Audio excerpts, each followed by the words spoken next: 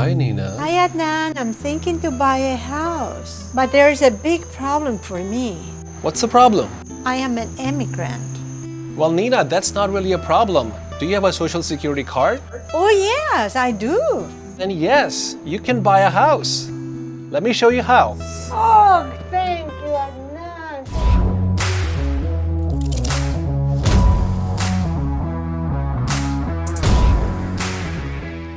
Hello and welcome to Entrepreneur Extraordinary. This is my favorite topic, real estate and immigration. So Nina and other folks like her are wondering when can they buy a house in this country even though they are a legal immigrant? And this is the norm everywhere, folks. Why? Because a lot of immigrants don't know their rights. And in this video, we're gonna make sure you know your rights, you know how to purchase a house, you know that you are eligible to purchase a house. I have structured this video in a manner that we're gonna talk first about the types of visas, the types of immigrants, some of the challenges you might have. We're gonna talk about the workarounds for those challenges. We're gonna talk about some resources that you can go to get help, and much, much more. After watching this video, you should have no questions remaining on how to buy a house in this country. So let's begin. Did you know that over 33% of Americans who own households are immigrants? So what does that mean in terms of numbers? Over 79 million people total in the United States own a house, out of which almost 33% are immigrants. So that's about 24 or so million people who are immigrants just like you and me own a house in the United States. Does that surprise you? Because it did surprise me. I was not aware there were so many immigrants out there who own houses and who love owning houses, who love paying taxes, and so on and so forth. Now let's talk a little bit about different types of visa. So there's H-1B visa, which is a worker visa. There's also a J-1 visa, which is mostly for physicians because there is a shortage of physicians in this country. So a lot of physicians come here to work. There's also a EB5 visa for people who want to invest in the United States and they have over $500,000 worth and they want to invest that money here and create jobs and so on and so forth. There are also F1 visas for student, which is what I used to come in this country. I came here on a student visa. Guess what? I ended up buying my first property when I was 23 years old and I was not exactly in status. I was actually out of status. And when I think about that today, it just surprised me how I was able to pull that off. I not only bought a property, but bought multiple properties in the same neighborhood and was able to become an investor and buy numerous properties, dozens of properties over the years, flip them, cash out, burst strategies, buy and hold, even did some development and so on and so forth. So you too can do that, and I'm an example of that, folks. The reason I'm the most qualified person for this subject is because I too was an immigrant, just like you. I came here about 25 years ago, and if I can manage to do that, guess what? You too can do that. So make no mistake, you have some rights and you have some chances. It's up to you how you want to avail those chances, folks. So now let's talk about the qualifying criteria. Let's say you are here in this country legal on any of these visas, J1, H1B, F1, EB5, doesn't really matter which visa you're on, but you're here and you're here legally, okay? You could be a refugee as well, doesn't matter. Some of the documents you might need, to qualify for a loan, especially if you're not paying cash. Now, if you are paying cash, that's okay. Then you don't need all this stuff that I'm telling you. You can skip to the next chapter. But if you're not paying cash, which I would suggest you do not do, don't pay cash, folks. Try to get a loan, okay? Use someone else's money as leverage to then leverage yourself and grow your portfolio, okay? This is not the first property I hope you're buying. I hope, like me, you can buy many, many properties, enrich yourself, and create generational wealth. So some of the documents you might need is social security number. You must have a social security number, whether you are a refugee or an asylum seeker or your green card is in processing, that's okay. You still can get a social security number, okay? And if your green card is pending, that's okay. It's not a big deal.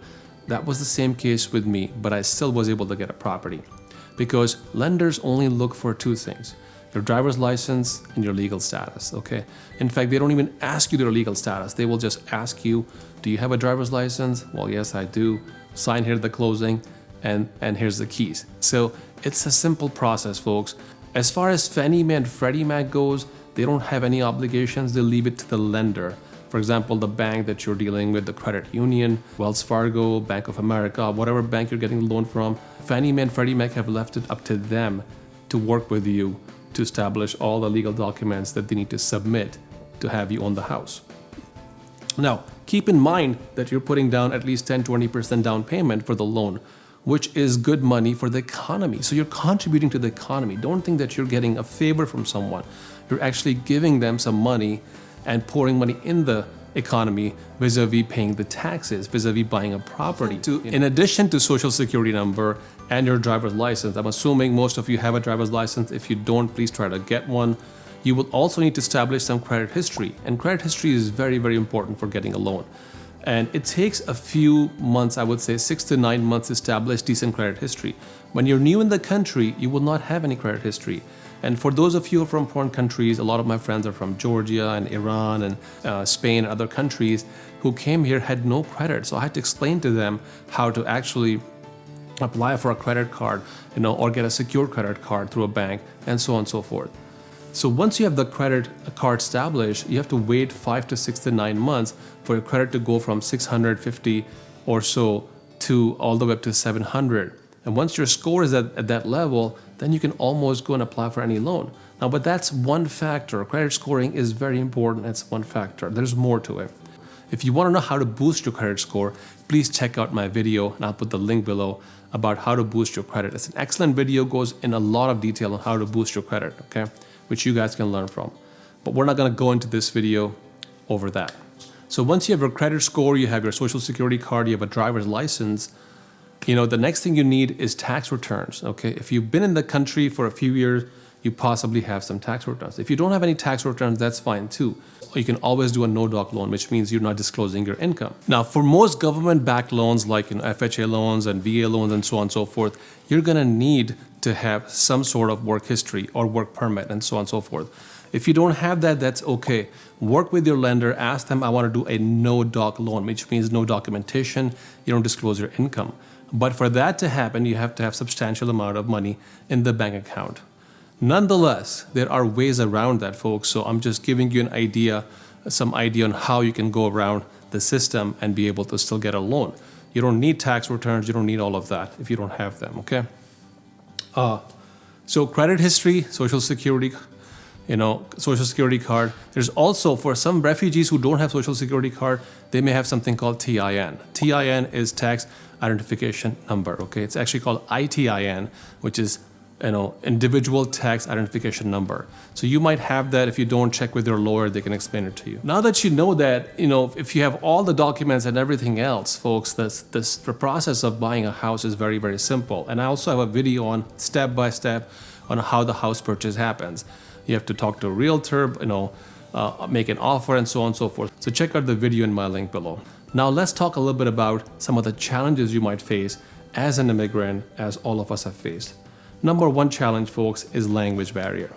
You may be from a different country, you don't speak English as well as everybody else, and you might run into some issues because you won't understand all the fine print in a document. To remedy that, you can have a friend or ask your uncle or aunt or someone to be able to go with you who speaks fluent English, explain to you how much money you have in the bank, what are you trying to do, what kind of house, and so on and so forth. What kind of loan do you need? And they can help you with that. Oftentimes you will face discrimination because there are some people, not a lot of people. America is a beautiful country, folks. There's a lot of accepting people who would love you and accept you and take care of you. But there are some people who don't like foreigners, who don't like immigrants. They don't want your money. They don't want you to be in this country.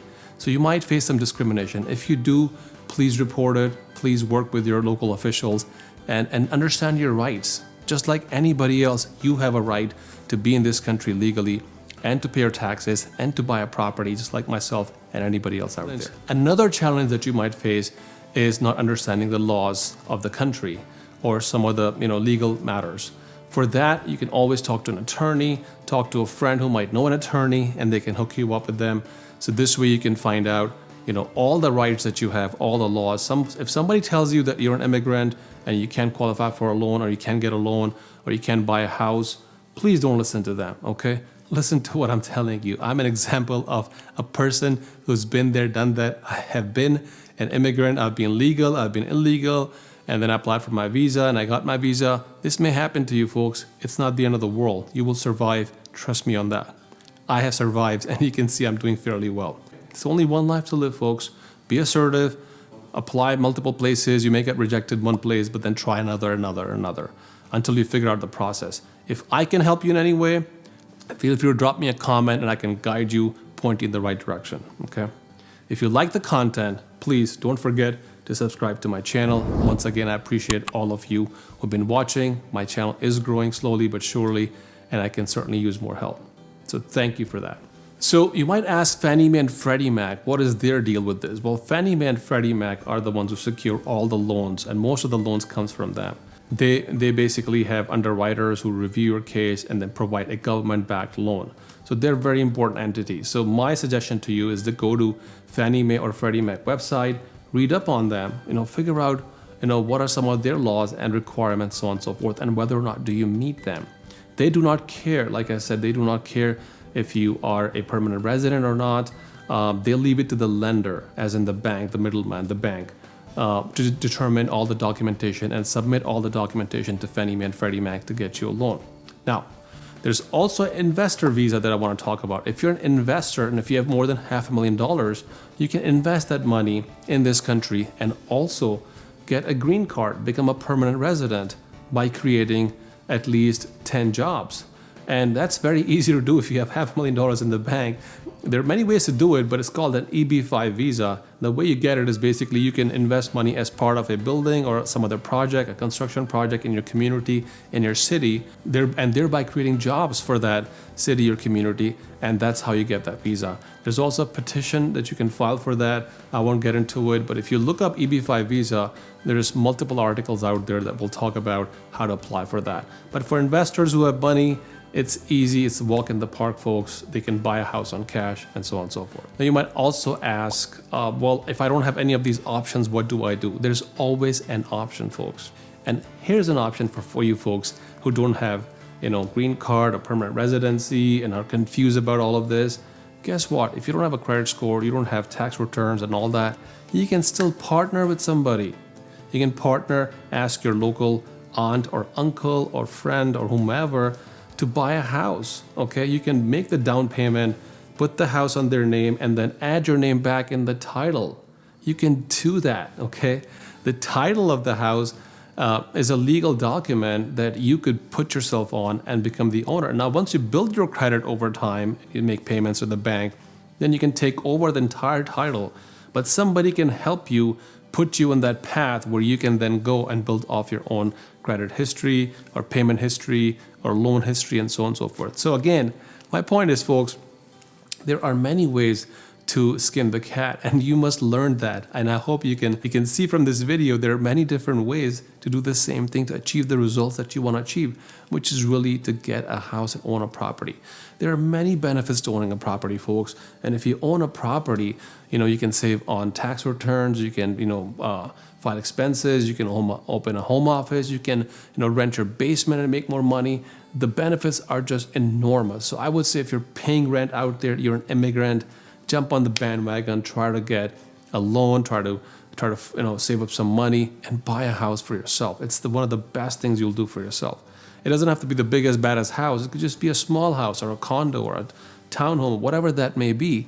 But try to get on, with the program of buying a house. Lastly, I want to thank all of you. This has been a wonderful time spending with you. I hope you like the new setup. I want to make sure that you guys engage with me and leave me a comment. Let me know what you like, what you don't like. I always want to improve. I always want to get better. I want to give you better content. And if I can answer any question, you know how to reach me. Thank you very much. Have a nice day.